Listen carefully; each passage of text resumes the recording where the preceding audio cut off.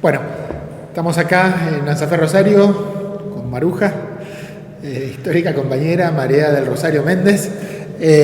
Y bueno, la invitamos, le pedimos que se acercara acá para charlar un poco sobre la CETERA, sobre la fundación de la CETERA. Estamos nada menos que en septiembre del 2023, en estos días se cumplieron 50 años de aquel hecho tan importante para la historia de la docencia de todo el país. Y bueno, para nosotros fue importante sin duda la fecha para repensar algunas cosas que están pasando ahora, para pensar lo que se viene. Y bueno, y siempre decimos que tenemos que apropiarnos de nuestra historia, apropiarnos de algunas cuestiones muy importantes que ha tenido el sindicalismo docente en más de un siglo de luchas, y sin duda el septiembre del 73 y la fundación de la CETERA es un hecho importantísimo. Así que bueno, la idea es charlar un poquitito de eso con Maruja. Ella fue protagonista de aquella época, de aquellos hechos, así que la invitamos. Muchas gracias por venir. No, por favor. Para mí es una satisfacción y un disfrute, bueno, digamos, tratar de contribuir, ¿no es cierto?, a recomponer la historia por quienes fuimos en algún momento protagonistas de una parte importante, ¿no?, de la trayectoria nuestra. Contanos un poquito cómo empezaste vos como maestra o como docente. Bueno, yo primero empecé a ejercer la docencia en el año 1967. Otro día puedo traer las fotos. Al mismo tiempo yo estudiaba en la Facultad de Humanidades y Artes, la carrera de profesorado en Bellas Artes. Fui protagonista también de luchas que hubo en la época del 68-69. Fue la primera vez en ese periodo que los estudiantes de Bellas Artes, que había muchos prejuicios con respecto a nosotros ahí. ¿Qué hacíamos ahí nosotros, medio hippie, medio de que no teníamos nada que ver con la literatura ni con la filosofía, que íbamos a lo práctico? Entonces era como que nos miraban con recelo. Pero bueno, fueron años de mucha eclosión popular, ¿no es cierto? Y nosotros ya había empezado el proyecto de la ciudad universitaria, y en esa época era un páramo y nos querían llevar a nosotros como conejito de indias a ser los primeros que nos teníamos que mudar ahí. Lo que es ahora la Siberia. Claro, lo que es la Siberia. Bueno, fue un movimiento impresionante que hicimos los estudiantes de Bellas Artes. Para no ir ahí. Para no ir, por supuesto. Nosotros teníamos figuras digamos, en un salón enorme que estaba en el primero o segundo piso con, pisos de madera y tablones gigantescos para hacer murales donde había pulgas a rolete. Teníamos algunas figuras de yeso. Y había un pie, o sea, tomando, digamos, todo lo que es el clasicismo, la escultura, de la época del Renacimiento, un pie gigante así. Nosotros lo pusimos en el hall de entrada. Abajo del pie pusimos un papel que decía la pata de la dictadura, o sea que estaba pisando, que era, digamos, nos estaba pisando a nosotros. Uh-huh. Bueno, a partir de eso nos ganamos la simpatía del estudiantado y fue una lucha muy importante porque como éramos pocos decidimos hacernos notar sacando los caballetes a la calle Entre Ríos y cortando la calle. O sea, si éramos las personas solas íbamos a ser muy poquitos para hacer un corte de calle. Entonces sacamos los caballetes a la calle Entre Ríos. Para hacer un poco de bulto. Para hacer más bulto, exactamente, para parecer que éramos muchos. Bueno, y al mismo tiempo, en el año 67, a través de un familiar mío, de una tía religiosa, me invitó a... Yo desde chiquita tenía mucha facilidad para el dibujo, entonces me dijo un día: Marujita, vos que te gusta dibujar, hay chicos que están en la calle, ¿no querés los sábados enseñarles dibujo? Bueno, yo fui a Barrio Godoy, que parecía que no llegaba nunca, Mendoza, Provincias Unidas, todas empedradas, en el 209 que era rojo y verde, los adoquines, los agujeros así en el piso, te llenabas de tierra, bueno, toda una aventura. Yo nunca había salido, yo vivía en lo que ahora es Pichincha, O sea, yo me movía entre mi casa, el Normal 2, donde yo iba, y después la facultad, Lo más lejos que iba era ir al río, nada más. Bueno, en concreto, Bueno, yo fui, era una casilla de madera que estaba donde ahora está la Escuela Roselo, cerca de Circunvalación y calle Rivarola, que es la entrada a Barrio Godoy. Me dijo, preguntá por el padre García. Bueno, Néstor García fue un cura renunciante, se tuvo que ir, vos conocerás la historia, ¿no es cierto? Sí. Bueno, fue obrero, fue cura obrero, trabajaba en la Minfer. Bueno, yo me bajo del colectivo y veo un hombre con ropa de trabajo, ¿no es cierto?, uniforme de obrero, haciendo un zanjeo, y me arrimo y le digo, ¿dónde está la familia Gallardo? Porque me dijeron que tengo que hablar. Entonces, el padre García, quiero hablar con el padre García. Y Néstor me dice, ¿para qué lo quieres a ese gallego sinvergüenza? ¿Viste? Y era él. Bueno, en concreto, cuando yo empecé a ir los sábados, mientras yo estaba en la facultad, a dar clases de dibujo, les pedí a los chicos... Esa casilla que era como de la iglesia... Era... Claro, ahí está ahora la Escuela Roselo, la primaria, la secundaria, todo que está en esa esquina, sobre calle Rivarola y una cortada que está, digamos, una antes de llegar a Circunvalación, la calle. Bueno, les dije a los chicos que escribieran su nombre, así recogía todos los dibujos, no sabían leer y escribir. Y eran chiquitos de 10, 11, 12 años. Entonces les pregunté por qué no iban a la escuela. La única escuela que había en el barrio en ese entonces era una escuela Laínez, la escuela 18, que ahora es la 6018. La 6018, exactamente, Barrio Godoy. Bueno, era la única escuela que había, Cabin 9 no existía, era todo campo. Entonces, digo, ¿por qué no van a la escuela? Dice, no, porque ya como no tenemos 6 años, ya somos más grandes, no nos quieren recibir. Entonces hablé con esta tía mía, le digo, mira, estos chicos tienen que aprender a leer y escribir, primero necesitan ser escolarizados. Entonces, ella justo 2 o 3 años antes habían dado de baja los tranvías en la ciudad de Rosario y había llevado 2 tranvías allá al barrio Godoy. Y yo empecé a dar clase ahí, ¿viste? Bueno, seguí dando clase, después, bueno... Eso, donde vos dabas clases en esos tranvías, ¿era ya una escuela o era una cosa bueno, no formal? Bueno, funcionaba, claro, no, en realidad, yo le dije, bueno, que me den para el colectivo, ¿viste? Uno a esa edad, 18 años, ¿viste? Toda soñadora, digo, yo quiero estar con los chicos y darles clase. Entonces mi tía dice, bueno, le vamos a pedir a las hermanas que aunque sea te den para el colectivo. Bueno, era un sacrificio sacarle un peso a las monjas, mira, ni te digo.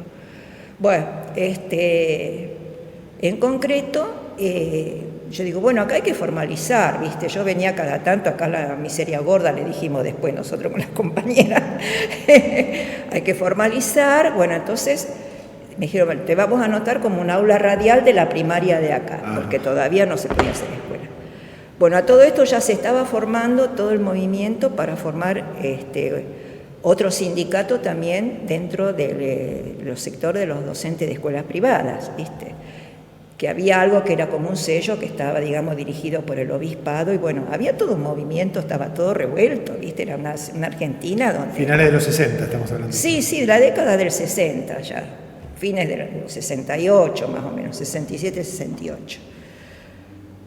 Bueno, y un día digo, bueno, me voy a ir a Santa Fe, porque ya estoy 2 años trabajando acá. A todo esto yo, como estaba estudiando Bellas Artes y es una carrera acá, en el otro turno hacía reemplazos, ¿viste? Bueno, me voy a Santa Fe, enseñanza privada, no había nada mío. ¿Viste? Le dije a la monja, se puso colorada, mira, me dice, bueno, en concreto conseguimos eso, después... a mi tía le regalaron unas vecinas, allá había muchas quintas de gringos en esa zona, le regaló un terreno que era casi media manzana para hacer la escuela. Bueno, ahí se construyó la escuela, vinieron 2 maestras, después llegamos a ser 4 en total. ¿Era una escuela dependiente del arzobispado todavía? Dependía de la Misericordia, ¿viste? Sí, nosotros inclusive, muchísimos los chicos, se empezó en esa época a lotear Cabin 9 y los chicos de Cabin 9 venían a la escuela escuelita donde yo trabajaba. Bueno, llegó un momento donde estatutariamente correspondía ya hacer una escuela independiente, formalizar. Por supuesto, trajeron una monja de directora, ¿viste? Olvidándose de que nosotros estábamos ahí poniendo, bueno, propio de esa gente. Bueno, en concreto, yo estuve ahí hasta que aguanté, después en el año, ahí mismo, mientras yo estaba trabajando, se abrieron centros de DINEA, alfabetización de adultos, y yo di clase ahí también, como 3 o 4 años. Yo había trabajado en los planes de DINEA en la Villa San Francisquito, que está atrás del mercado de productores. Bueno, ahí había estado trabajando también haciendo es un plan nacional, el Ministerio plan de nacional, Educación de la Nación. Sí. Cuando vino la dictadura sacó todo eso, no quedó nada y era un muy buen proyecto. Bueno, hasta que, todo esto, digamos, o sea, a nivel gremial, yo ya la conocía a María Teresa Niederkopf, de las reuniones, de las charlas, qué sé yo, ¿viste? Bueno, ella me ofreció, porque le ofrecieron en el año 75 abrir 3 cargos, y yo le dije, mira, yo trabajo tengo, no me gusta donde estoy, pero conozco compañeras que se recibieron y que no tienen trabajo, bueno. Hasta que, las vueltas de la vida hizo que cuando María Teresa se tuvo que ir, quedó una de las chicas en el cargo, porque ella se fue, pero pidió licencia sin sueldo, no renunció. Pero cuando venía la renuncia de ella, ninguna de las compañeras que estaban podían cubrir la dirección porque no tenían la antigüedad y los 2 conceptos, viste, muy buenos, todo eso. Yo ya lo tenía, todo eso. Entonces, esta compañera que se tuvo que ir, me conocía del gremio y todo, me dijo, ¿querés venir? Y ahí es que empecé en la Santa Lucía. Pero todo esto yo en el tranvía di clase 2 años. Tengo foto, otro día te la traigo. Tenés que traerla, sí. Sí. Al final terminé hablando de mi historia y no de la serie. No, pero bien. Está todo relacionado. Pero era así, ¿viste? pues sin duda es importante. ¿Cuándo empezaste vos en Santa Lucía? En el año 77. 77. Sí. Bueno, pero vamos mucho antes entonces. Claro, no, yo termino porque quería, digamos, terminar con este tema, sí. Pero volviendo al tema de los años 70, ¿no es cierto?, digamos,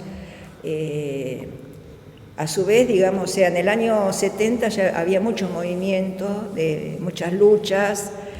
Yo, a pesar de que estaba trabajando en una escuela privada, me enteré del descontento que había con la Sociedad Unión del Magisterio, me sumé a esos reclamos, participé de todas las actividades, ahí lo conocí a Enzo Montiel, a Horacio Tavares, ¿viste? ¿Ellos estaban en el Sinter?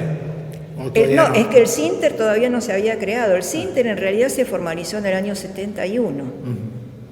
En el año 71 se conforma el Sinter, Carlos de la Torre, yo lo acompañé en algunas oportunidades a recorrer la provincia para formar lo que en ese momento se llamó el FUSTE, o sea, ir creando sindicatos opositores a la Sociedad Unión del Magisterio en las distintas localidades de la provincia o en los distintos departamentos. Con eso se constituyó el FUSTE.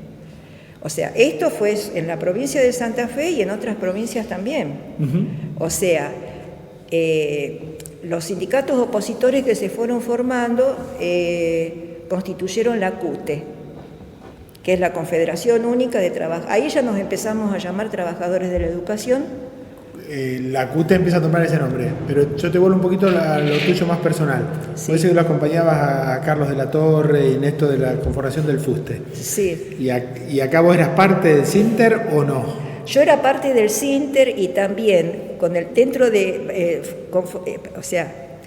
nunca integré la comisión directiva del Sinter, pero yo estaba afiliada al Sinter y a su vez, a nivel de las escuelas privadas, ya se había roto con ese gremio, pseudo gremio que manejaba el obispado, y surgió AEDEP. Ajá.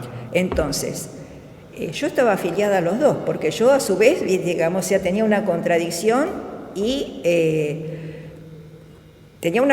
pero al mismo tiempo, era importante también estar en AEDEP como una cosa opositora para arrancarle, ¿no es cierto?, a la Iglesia su dominio sobre las escuelas privadas de Rosario. ¿viste? Entonces me parecía una herramienta muy importante. Inclusive yo integré la comisión directiva de AEDEP como secretaria de prensa, hasta que con la dictadura se disolvió todo. ¿Y AEDEP también fue parte de la fundación de la CETERA? No.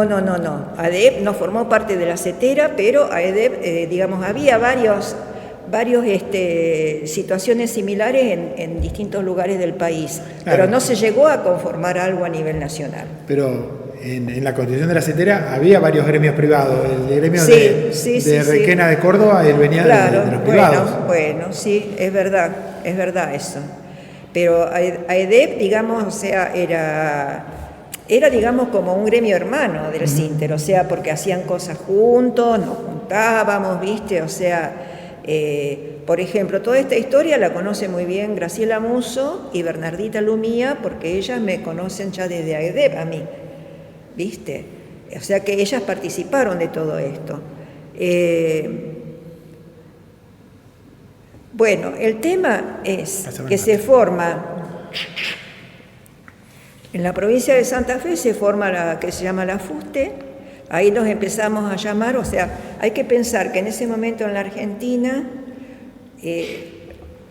una corriente enorme de intelectuales y de trabajos, digamos, de la intelectualidad, como el teatro, la música, nos empezamos a llamar trabajadores, cosa que antes no existía.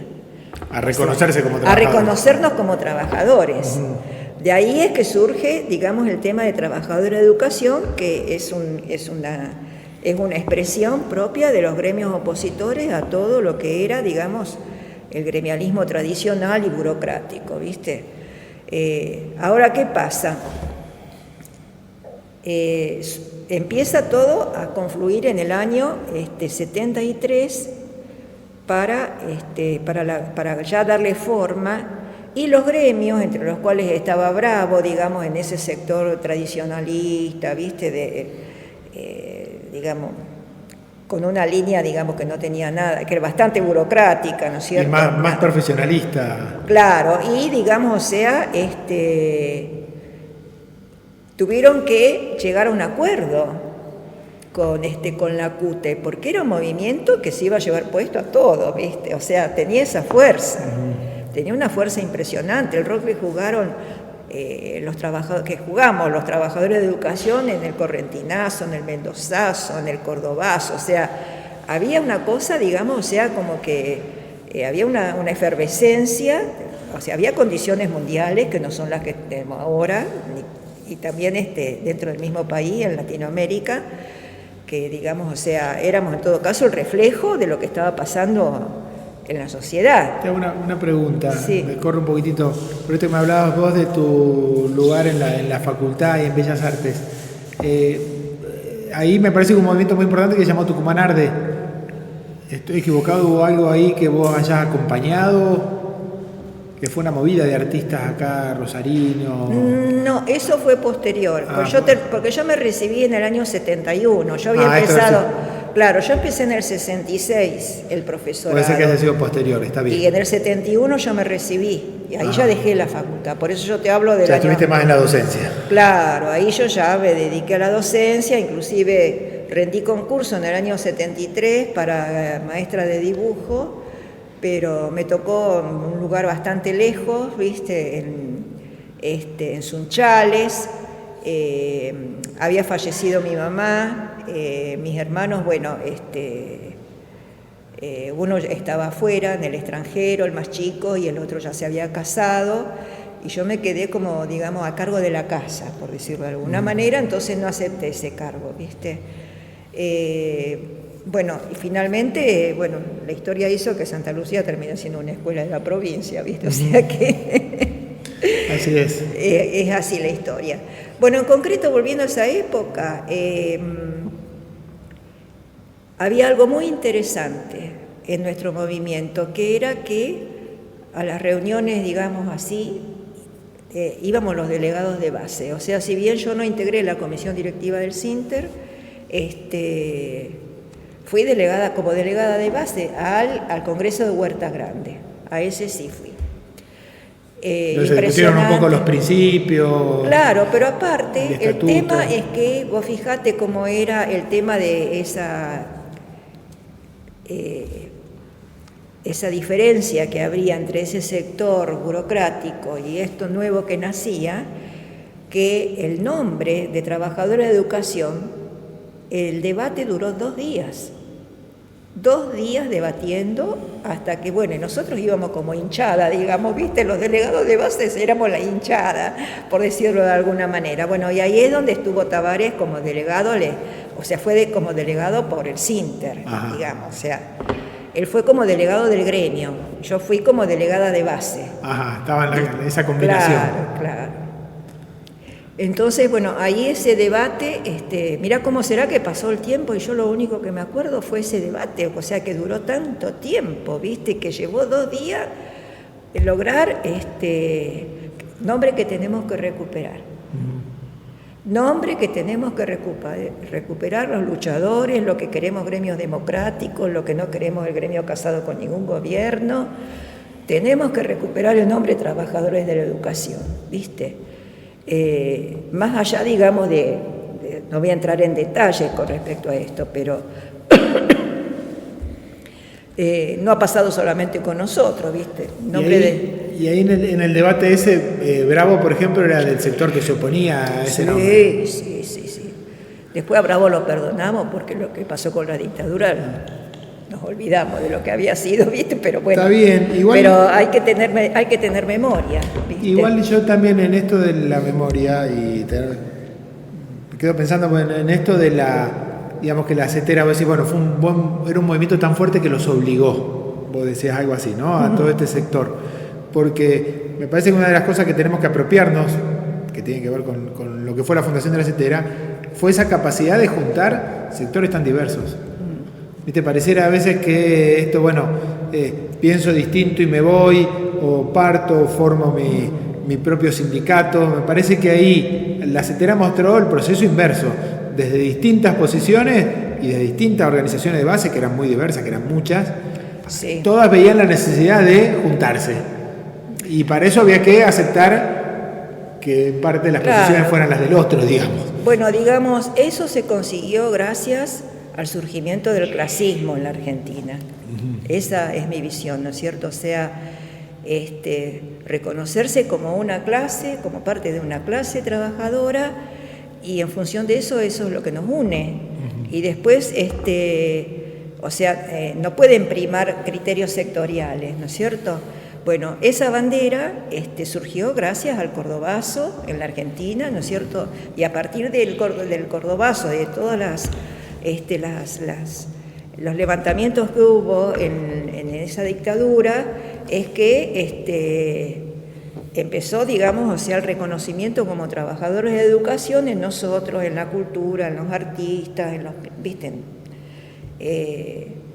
Y creo que, que lo del clasismo es lo decir, somos hermanos porque estamos en la misma clase social, o sea, sufrimos las mismas opresiones, tenemos un montón de cosas en común que es lo fundamental, y a partir de ahí, por supuesto, viste que es un trabajo muy denodado, no es una cosa fácil, viste, pero bueno, si uno se fija ese objetivo, me parece que por lo menos puede evitar caer en cosas que no te llevan a nada, ¿viste? Fijándose ese objetivo. En eso, el asumirse como trabajadores de educación, que está en el nombre, y en esta discusión que vos decís de 2 días, estaba también la idea, somos trabajadores y por eso formamos sindicatos, ¿no? Y la idea fuerte del sindicato, igual que los otros trabajadores. Claro, seguro. Nos tenemos que acercar o ser parte de la CGT, era todo un debate que traía una cantidad de aristas. No, aparte nosotros participábamos, toda esta corriente participaba de los sindicatos recuperados, de los sindicatos combativos, sobre todo de Córdoba, ¿viste? El famoso CITRAM, ¿viste? Por ejemplo, o sea, todo lo que surgía del movimiento obrero como combativo, ¿viste? Todos nosotros estábamos ahí a la par, estábamos acompañando todo eso. Entonces, el otro tema que me parece importante tocar, hablando de los 50 años, es que en el año 73 surge un gobierno constitucional, ¿no es cierto? en medio, digamos, de esta efervescencia que había, digamos, que ya llevaba varios años en la Argentina. Una de las primeras cosas que hace el gobierno constitucional es una convocatoria para hacer una nueva ley de educación.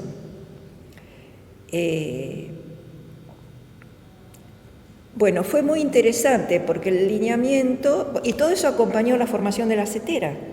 O sea, el tema pedagógico y el tema gremial era como que se juntaban, ¿viste? Sí, porque también eso se juntó bastante, me parece, en la resistencia a la dictadura, porque fue una de las partes de las luchas más importantes que dieron base para esa organización, el rechazo a las reformas educativas que quería imponer la dictadura. Claro, seguro, ¿no? O sea, eso fue evidente, o sea, la lucha obrero-estudiantil, bueno, fue, digamos, muy importante.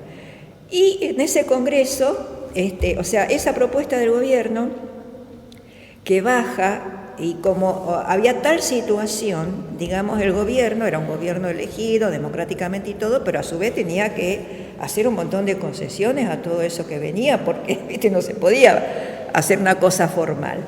Entonces mandó lineamientos a todo el país, ¿no es cierto?, donde lo primero que había que discutir es decir que nosotros los docentes teníamos que decir en qué país vivíamos. Vos fijate, vos imagínate los debates que hubo. Una reflexión sobre el modelo de país. Claro, o sea, en qué país vivimos, ¿viste? Entonces había dos corrientes, una decía que éramos un país capitalista dependiente y otro que decía que somos un país dependiente con desarrollo capitalista, ¿viste? Y ahí, ¿viste?, estábamos ahí los tironeos. Pero bueno, lo bueno, más allá de este debate, lo bueno es que es una cosa que se construyó bien de abajo. Entonces, en las escuelas nos reuníamos por secciones o de acuerdo a las supervisiones, ¿no es cierto?, a la supervisora. Cada supervisora citaba a las escuelas de su circuito. Y de ahí salía un representante que llevaba lo que se había acordado en esa reunión de circuito. Eso se hacía después a nivel local. Ajá.